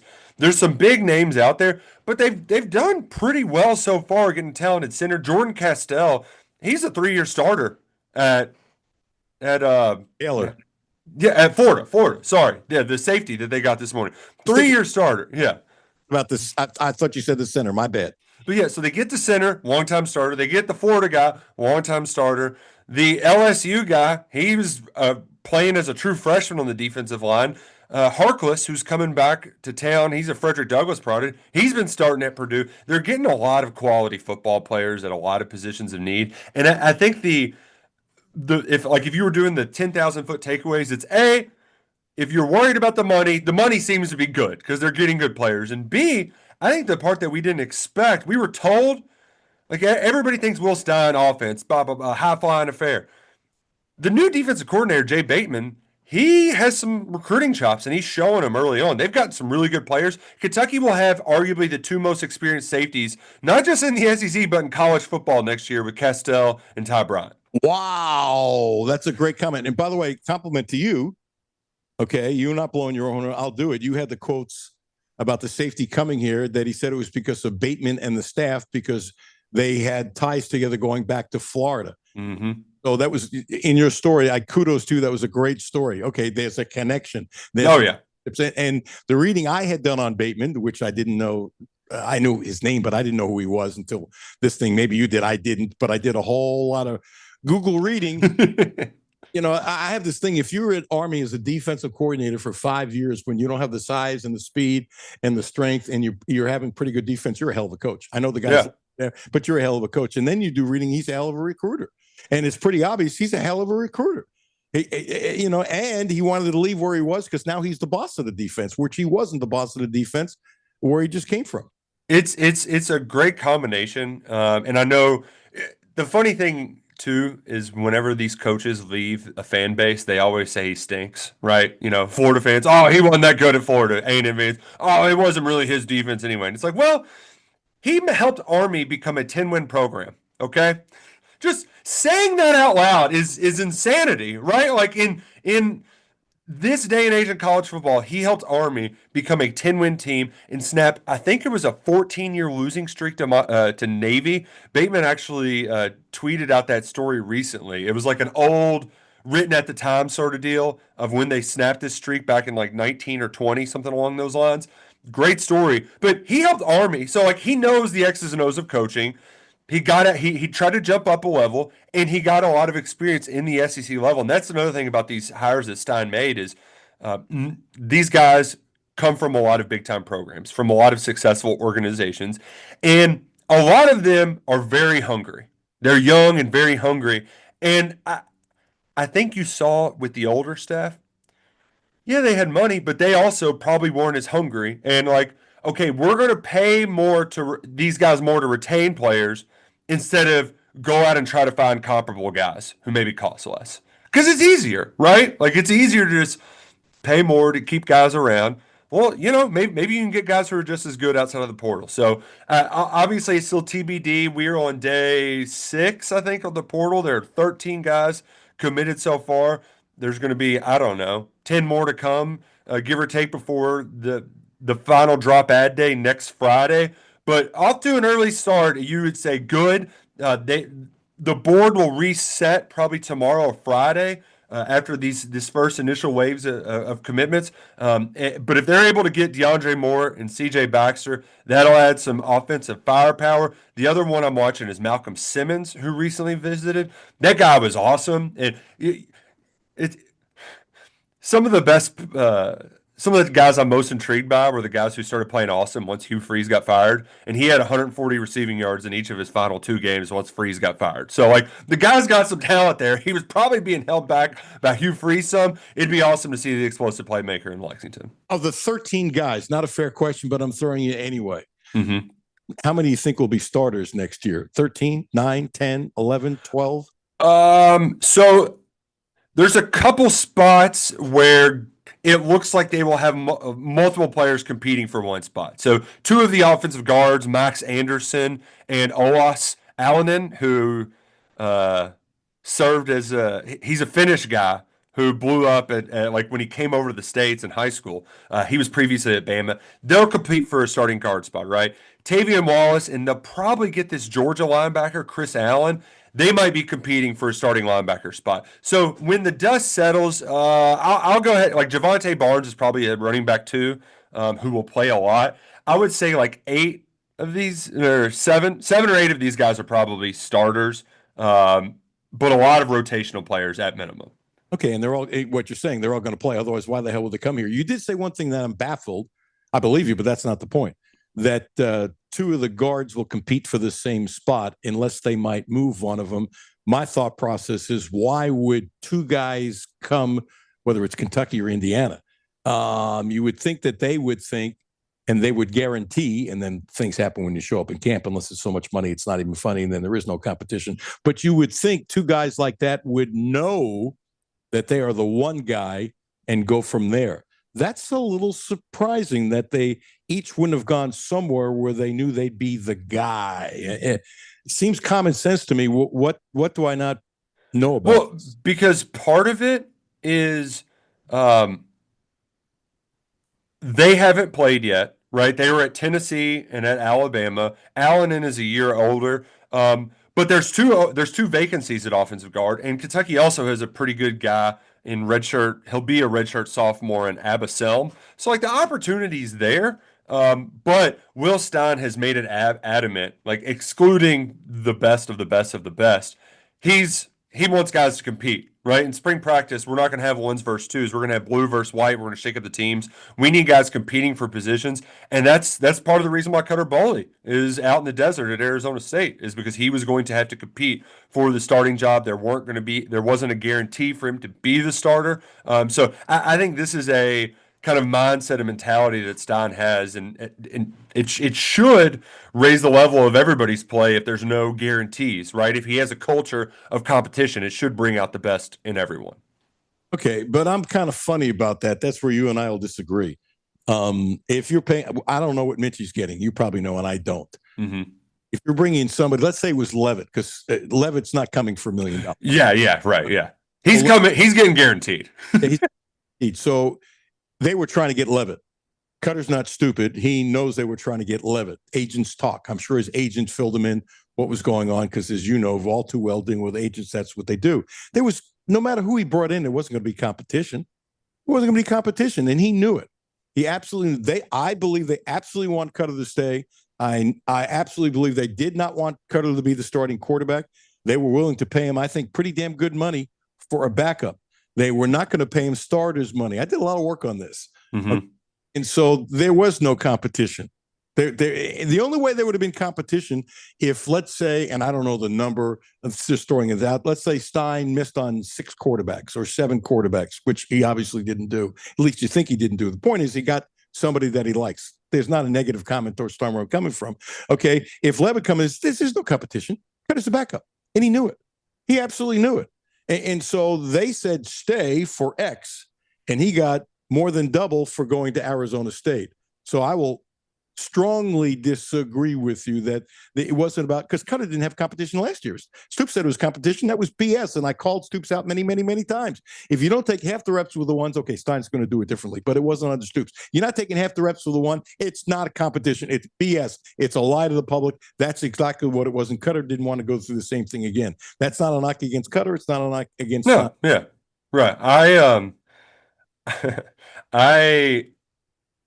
I'm glad that Cutter Boley waited until the day before the portal to announce it, because everybody moves on quickly, right? They want the next guy. Who's it going to be? And we found out about Sam Levitt and Kentucky's interest almost immediately. So your eyes kind of get taken off the ball a little bit. But Cutter Boley is just the perfect lightning rod for takes, because you watch half the games and half the fan base thinks he's the future, and then you watch the other half and you say, oh man, that guy, he might not be good. I mean, if you just watch the Louisville games, his 2 Louisville starts, I mean, they were awful. just tear. Like, why would anybody sign up for that guy to be their quarterback? So, like, he was the perfect lightning rod for it. And I think that ultimately the new staff saw some stuff that they could work with. And if things didn't go well, then okay, we can do something with Cutter. But also, if he really wants more money and he doesn't want to do it our way, we're fine with going out and getting somebody else. He didn't want more money. It wasn't about money. I know. Well, but you're right. He wanted some assurances and assurance that he was going to be the guy. Yeah. And part of that, they told him he wasn't the guy by what they offered him and knowing what he could get elsewhere. Well, one, you're absolutely right, because he knows. Yeah. And knows what you offered, you're not the guy. And two, they told him. They told him, but they didn't kick him out the door. There was nothing like that. Let me throw this at you for a second. We live in a microwave society. Andre Woodson, if you saw him his first year, he wasn't very good. No. Matter of fact, you can easily say, and I'm not saying that Cutter will be better than Andre. He might be. Mm-hmm. Woodson was great the last year. It wasn't good. He was great, and he was great as a junior too. But when you first saw him, you couldn't tell he was going to be that great. You knew he had the potential, but you don't know if a kid's going to put it together. So my point is this. He's a freshman, and there are holes in his game, and he does have to work on and improve. But I thought for a freshman, you're right, home and away, the numbers are crazy, how they're different, and all that kind of stuff. I threw out the Louisville game, not this past year, the year before, because the team quit, and they didn't help Cutter out. And this year, he had a bad game. It's had bad games. I'm not shitting it, but but people are judging him like he's a finished product. Right. That's nonsense. Yeah. I would venture to say with Sloan and Stein that they would have made him a much, much, much better quarterback. But you know what? He's the coach. Let him bring it whoever the hell he wants. Well, and the other part of it too, Cutler, is that big picture wise, it's probably for the best that a guy that Stoops brought in isn't, like that. You don't want that. I don't know if you want that hanging around. Oh, no. If it's the right guy, it's the right guy. If it's the wrong guy, it's the wrong guy. If it's the right guy, you don't care where he came from in the past. That's the stuff you and I totally disagree with. No, if he's the right guy, he's the right guy. And if he's the right guy, he's not the right guy. But I would say that Stein probably didn't think he was the right guy. I mean, that's clear. That's two different. Yeah. Oh, one, you're absolutely right. Two, I've said it many, many, many times on the air. He wasn't Stein's guy. Stein thinks he could do better. Stein is a quarterback guru. I respect the hell out of Stein. Look at his track record. Yeah. It's right to do whatever the hell he wants. Cutter has the right that if you don't really want me to be the guy, I got to go somewhere else. There's no wrong here, but it hasn't been explained properly by most people is where I'm coming from. The part that is nice, and it gets back to Kenny Minchie, because it has to do with what we're talking about right now. Because Minchie is a guy from a big name program that hasn't played yet, and so there's a lot of unknowns. And some people are like, well, Brock Vandagriff was like that. It's like, well, Brock Vandagriff also had Bush Hampton as his offensive coordinator. Liam Cohen, he did the same thing with Will Levis. And it worked out pretty well because Liam Cohen is a damn good coach. It's abundantly clear if you watch the Jacksonville Jaguars play football right now. And so I think ultimately a lot of this, you just kind of got to defer to Will Stein, who's coaching in the Final Four against the number one team in America on Friday night. So and the other part of it too, Alan, is, I knew like Kenny Minchie was on my radar, but I don't know, like I didn't know the likelihood of it, right? But like I knew of him. But as soon as he committed, the first thing I do is I ask Notre Dame people who I just know through working the business, like everything, just give me everything I need to know about this guy. And the number one thing was, it was basically a coin flip in their competition against CJ Carr, and Freeman ultimately went with Carr. The other thing, and I talked to somebody who worked in their recruiting department, when they recruited him, when they recruited Minchie, the reason why they went after him, they got a silent commitment from Dante Moore, and then Dante Moore ultimately decided to commit to Oregon. And they were like, well, who is the closest guy out there that's like Dante Moore? And they picked Kenny Minchie. Well, now Will Stein is coaching Dante Moore at Oregon in the college football playoff, and he's getting Kenny Minchie to play for him at Kentucky. He has a type. God bless him. By the way, that's a great story. That's a great story. All I'm saying is if Stein doesn't think Cutter is guy, God bless Stein. Let's put it this way. The only other time that I have ever seen quarterbacks who were coached really, really, really, really, really, if you think about it, Woodson was coached properly. Mm-hmm. Okay. Sanders, who took a lot of crap here, the former Tennessee backup quarterback, I thought he was a better offensive coordinator than he got credit for. I think he really helped Woodson tremendously breaking it down. And before that, you got to go back to a guy named Mike Leach. Yep. And Tony Franklin. And what was that other guy's name? Hal Mummy. There haven't been a lot of great quarterback coaches. No. And I'm not ripping the other guys. I think they have. I love, forgetting about Sloan being here, I love what he did with Daniels. Love what he did with Daniels, who won the Heisman Trophy. That wasn't the head coach. That was Sloan. Mm-hmm. And what Stein has done is unbelievable. You have this could be however long they can keep Sloan. He's going to be a head coach. There's no question about it. They now have, this can be quarterback guru plays. And if that changes this program, because look, last thing, and then I want you to go off because I want you to. Couch was the quarterback last year. Mark Stoops will still be the head coach. There's no question about it. And if this becomes quarterback this program can go to another level. Look, if Indiana had a bad quarterback this year, they're not number one in the country. Oh my gosh, they had an unbelievable quarterback. He's going to make it, and he seems like the world's nicest kid. So one of the things about Stein that I'm going, oh my gosh, if every single year they have a special quarterback, and by the way, I think it's possible. I really do. This program is going to totally change. This is going to be a run that people don't see happening because of the quarterback. You can fill in the quarterback. And the other reason, first of all, the other reason why I knew that it wasn't going to be Cutler, if you thought it was Cutler, why the hell wouldn't you announce it early so you can start recruiting wide receivers? So when that didn't happen, I knew he wasn't the guy, but I also knew another way that he wasn't the guy. There was no great, because if Cutler was the guy, they might have announced it during the press conference or the next day. Cutler's my guy. He's going to be here for the next 2 years. They didn't do it because they didn't want him, and that's their right not to want him. The most shocking part of the Mark Stoops era is that he was able to accomplish what he accomplished with average quarterback play. I mean, he never had a 3,000-yard passer. Mike Holline was Kentucky's last 3,000-yard passer. To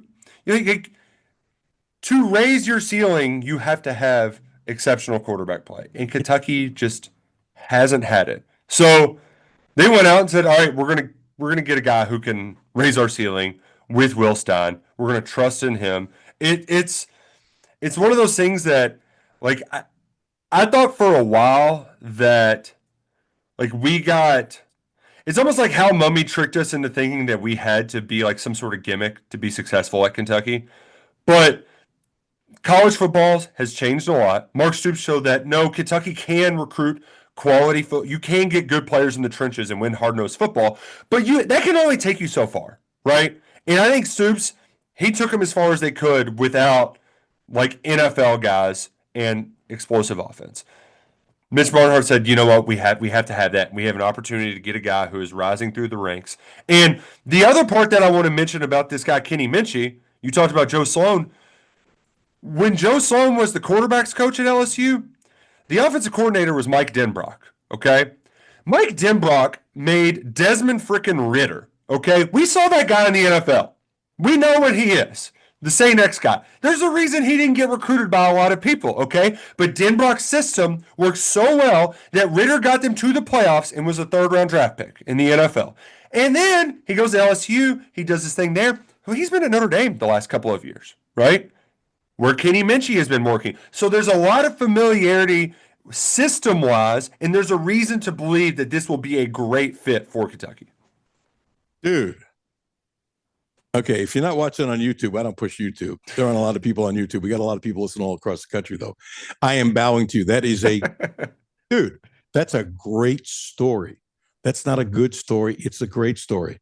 I'm cautiously optimistic that in all the time I've been here, that the next 5 or 6 years might be the best 5 or 6 years that I've covered Kentucky football, because I believe in the next 10 years, however long Stein is here, they can make it so. Look, Mitch isn't cheap. He's not going to be here anyway. They starts winning and they're going to pay him, they're going to pay him tons of dollars, and he's a Kentucky boy and all that kind of stuff. This might end up being literally one of, if not his best hires. I'm that optimistic. I'm not ready to say it, but with quarterbacks, everything changes. It's a world. Don't negate the obvious. again, if Tim Couch was the quarterback last year, Mark Stoops would be the coach. Well, if you take the last 3 quarterbacks at Oregon, if they were here for the last 4 or 5 years running that offense, Mark Stoops would still be the coach. Mark Stoops might have gotten a second lifetime contract. I'm kidding. I'm my bad. Have you slept at all? I actually was able to get in bed before midnight last night. So that was the first time in a long time. The holiday break ended, so it's back to like 6:15 wake up calls to get the kids to school, and that has been that's chipped a few hours away, but we're pushing through. Like I said, we've added vitamins to the everything to try to keep ourselves healthy because while I think the craziest and most insane parts of this have probably passed us, it's still going to be a grind, and they're still going to add 10 to 12 players before that drop ad day on campus next Friday. So yeah. Okay, scale of 1 to 10. It's incomplete. But for today, give me 2 grades. 1, just because it's Kentucky, and 2, nationally speaking, because I don't want to hear this crap that the SEC schedule is tough. This is where you live. This is where you play. You either succeed in it or you don't. If you don't, you stink. If you do, you do. This home games, road game, whatever it is, that's who you got to play. How is Kentucky doing for Kentucky in history, and how is Kentucky doing for the SEC, and how is Kentucky doing nationally? I guess it's a 3-part question.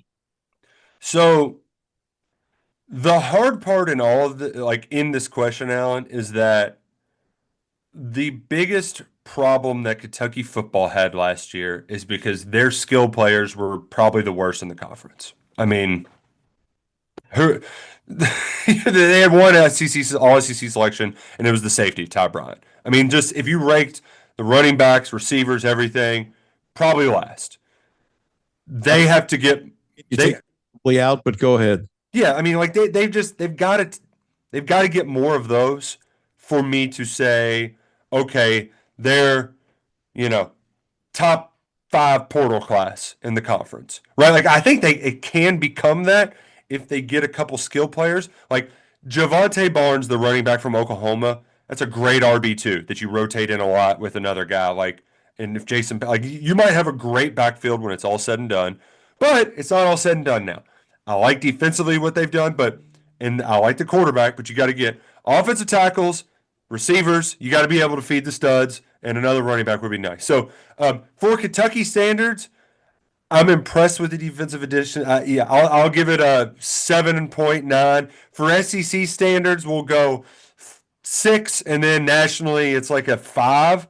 But I think a lot of people nationally are also surprised that Kentucky is in consideration for a lot of these top transfer portal guys. So it's a tough question to answer, Alan. You really held my feet to the fire there. That's okay. You do a hell of a job. Tell everybody about KSR because it really the competition in this city and state is really good. There's a lot of really good reporters. You guys are doing a great job. Give yourself a plug. Roush KSR, like Jack Roush Racing. That's where you find me on Twitter. We're tweeting a lot of stuff out. We're sharing a lot of stuff on the message board, KS board. We got 50% off if you want to come join, get the premium content, the nuts and bolts on every day. You try. It's hard to keep up with it all. So like every night, I'm just here's what happened today, and then here's the big board. I'm trying to do that every night. So if you can't keep up with everything, if you can't drink from the fire hose, at least every night around 11, I'll have here's the kind of lay of the land to let you know what's happened and then what's next. Take a little honey too. It's good for your energy. Thank you. The sugar, it's a hell of a drug. It really is. Hey, bless you, brother. You do a hell of. And by the way, there was 2 great stories. 2 great. I can't make it the clip of the day because it was too long, but because you're connecting the dots, and I'm big on that. So bless you, brother. Thank you. Thank you much, Alan. You have a good one. Hey, you didn't use that one word with me. Good. I'm not going to say it. You were.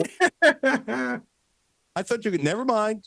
You got it. There was a superfluous time. Superfluous. You're a superfluous guest. Get out of here. Thank you, Nick. Bless you. He's really good. That was connecting the dots, Jimmy. Was that? Boom. Very good. Well, Nick is very good. He's a football guy. Blue Lotus Health, 859-533-0914. 859-533-0914. Acupuncture. I mentioned this the other day. I couldn't turn my head all the way to the left. I've had a neck issue, which really ticks me off because I hadn't had a neck issue in decades and decades and decades and decades. It comes and goes now, but when I left, I couldn't believe how, one, I wasn't in any pain, and it's bothering me a little bit now, I'm not going to lie, but two, how I could turn my head so much better. So I'm going to need some more treatment, but it was amazing how much better my neck was when I left. Thank you, Ramon. Blue Lotus Health, 859-533-0914, 859-533-0914. One of my guests later this week, we're going to tape something with Scott Padgett, as he's an assistant coach. I love Scott. Scott's one of my favorite guys. We'll tape something tomorrow for Friday. Also on Friday, Reggie Hansen, who hasn't done the show in a while, the man with $1 million smile. Wayne Breeden, former UK assistant. And hat tip to Doug Barnes. He said, why didn't you ask Wayne to come on? I go, why didn't I think of that? So Mike DeCourcy tomorrow. Mike is wonderful. Sean Woods tomorrow. Sean is wonderful. Jim Master tomorrow. He is wonderful. Big thanks to Kenny Rice. God bless you, Kenny. Kenny's one of my all-time favorite people. Kenny's great. And Nick Roush, he was also great. We're having another fun week. Fun. This portal is interesting. It's crazy, but they're signing really good players. Really good players. They're going to do some more work, but it looks like JMI is not an issue. You can't sign all these guys and tell me that JMI is an issue, so I think I owe him a compliment. And I need to do a little more work. But some of the stuff maybe that was said about JMI, maybe they've changed. I think they have. I absolutely think they have. Brad Taylor coming up next. Matthew and Jimmy at 10. I'll be back tomorrow. Thank you so much for listening. I appreciate it tremendously. If you tell one friend, that's how this thing is spread.